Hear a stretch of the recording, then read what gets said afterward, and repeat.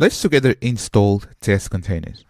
Within the official page for Testcontainers, if you click on Quick Start and then choose JUnit 5.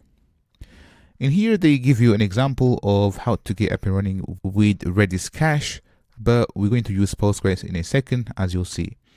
So if you scroll down, you see that they say add Testcontainers as a test scoped dependency. You have the instructions for Gradle and Maven. So here you can see that this is pretty much all we need.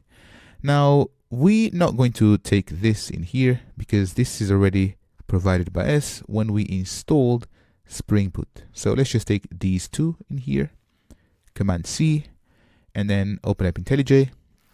And within IntelliJ, open up pom.xml, and within dependencies, so dependencies, just add these two dependencies that we've just added. So it doesn't really matter where. So just paste them in, and here you see that we have, so let me just put space there, we have Testcontainers, and in here make sure that you have the exact same version as I do, because if this changes, then there won't be any breaking changes. Because if this is not the same, then maybe there's a breaking change and things might not work as expected. So make sure that you have 1.17.6. So here we have Testcontainers, and we also have the Testcontainers JUnit Jupyter. So we need these two dependencies along with JUnit.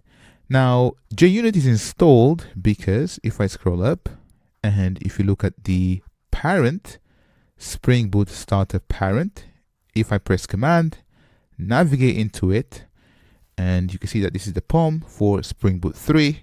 If I search for JUnit, you can see that we have JUnit installed in here. So this gives us JUnit, and if I go inside, you can see that if I say JUnit, so basically you can see the dependencies here, JUnit BOM and the engine and whatnot. So JUnit is given for us already, so we don't have to add it to the Maven in here. Cool. Now the last thing that we need is the dependency for Postgres. So we have JUnit Jupyter from Testcontainers, and you'll see this in a second.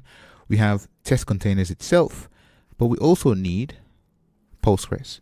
So we are using a Postgres. So change this to PostgreSQL from here.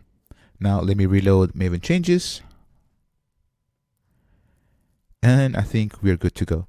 So this is really important because we need a PostgreSQL container. Remember with Docker Compose, services, DB, container name, Postgres, and this was the image, Postgres in here. And this actually gives us the latest image. So this is the exact same thing that we're doing with Testcontainers.